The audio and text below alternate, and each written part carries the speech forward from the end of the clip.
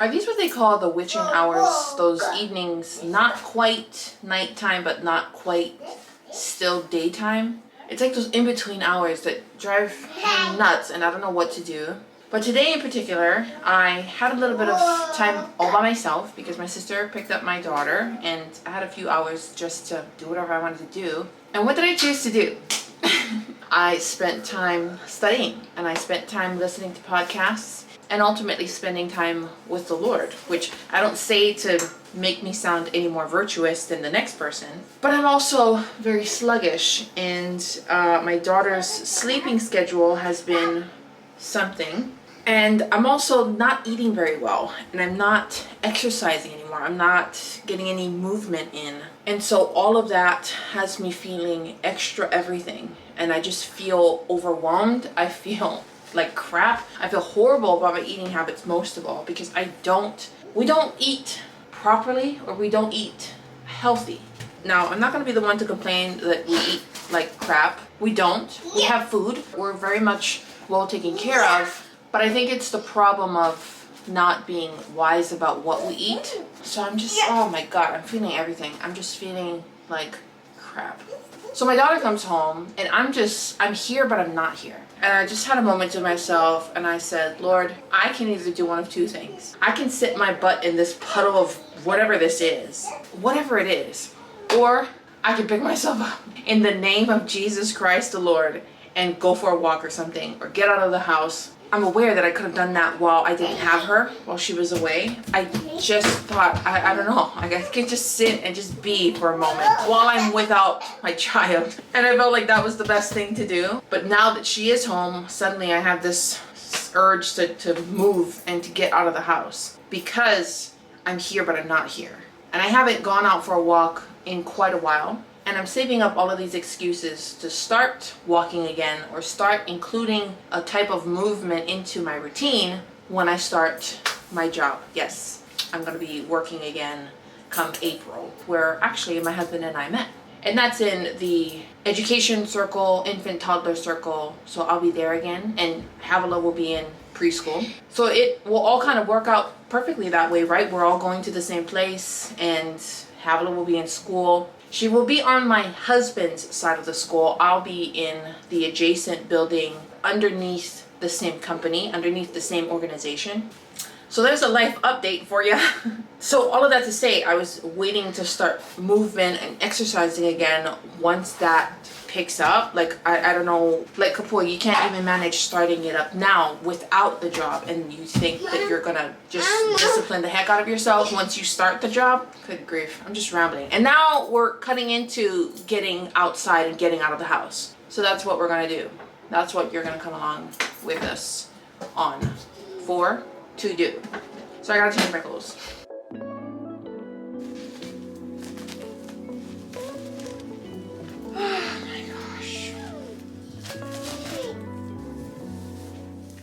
I'm running on little to no sleep because of her sleeping schedule.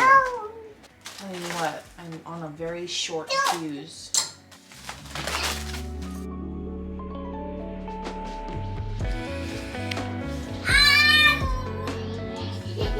It's not gonna stop me though. We're still going for a walk. We're still going.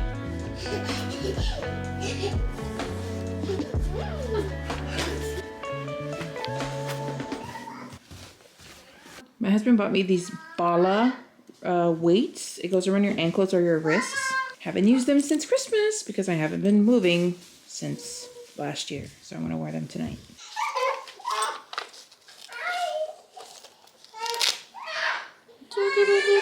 Aren't they pretty? They're like sparkly. I love them. So they go on. You can't see.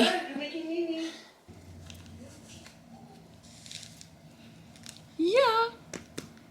Nice, Mom. Bala. Bala, they're called. Yes. There they are on my big ass feet. Putting in my mini tripod. Bam. Hello. Someone's ready. All right, honey. You better pray for me while I'm on this walk. Oh, yes. Shall we, friends? Yeah, you.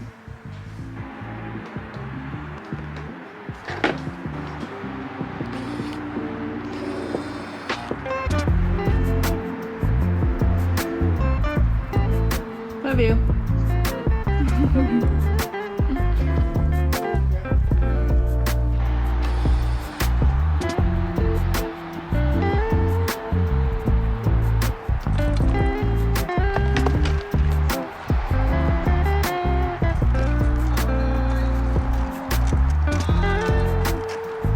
Oh my gosh. I can't.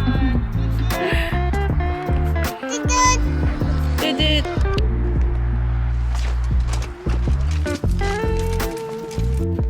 Look at the sky.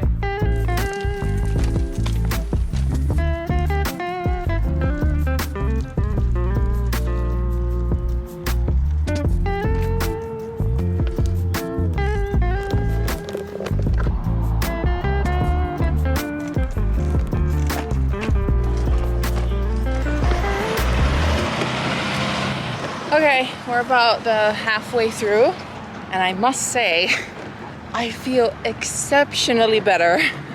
I already knew I would, but it's just the getting over that hump. Ugh, that godforsaken hump. The Bala weights, I think I tied them too tight, at least on my right ankle. But it's not cutting into my skin, or I do have leggings and a sock underneath it, so. But it's comfortable, I like it. I have to pick up the pace because I want to get my heart rate up and get a little bit of a sweat going, so I'm walking a little bit faster, but it's taking the breath out of me. First of all, I haven't walked in, however. Second of all, I haven't walked this fast in how long. It's just my heart rate is up for sure. This is great. This is great. Just help me keep consistent with this, Lord, please. Okie dokie. Stunning. Come on, let's go. We'll come back later, okay? It's getting dark, honey. What? It's getting late. Hold on.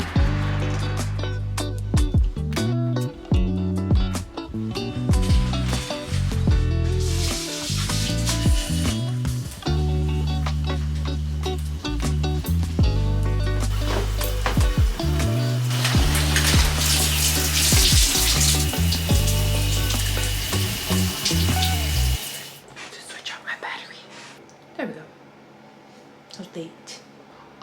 Tonight is retinol night, and what should we do?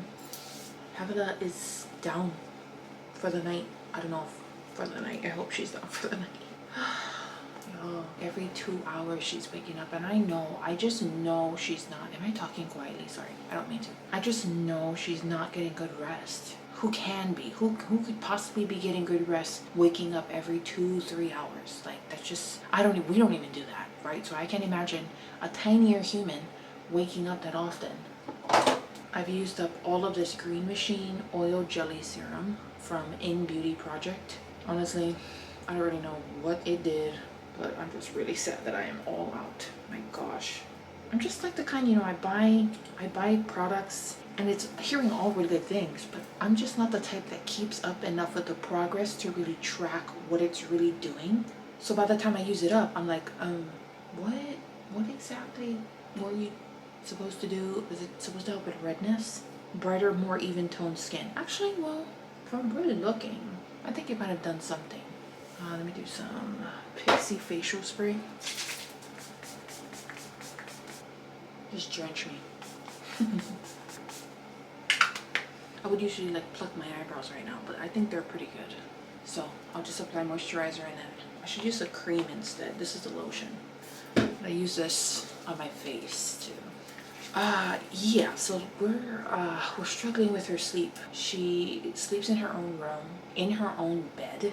And listen, I'm trying not to stress about it, okay? I made it a point to share with my husband and say, listen, we cannot allow these moments of stress, even though they're very real, to take from us the joy that are these years of her toddler life, of her little toddler life at home. God, just help us, or help us help her the best way that we can, so that we're all getting quality sleep as much as we can be. And so we're trying to figure that out.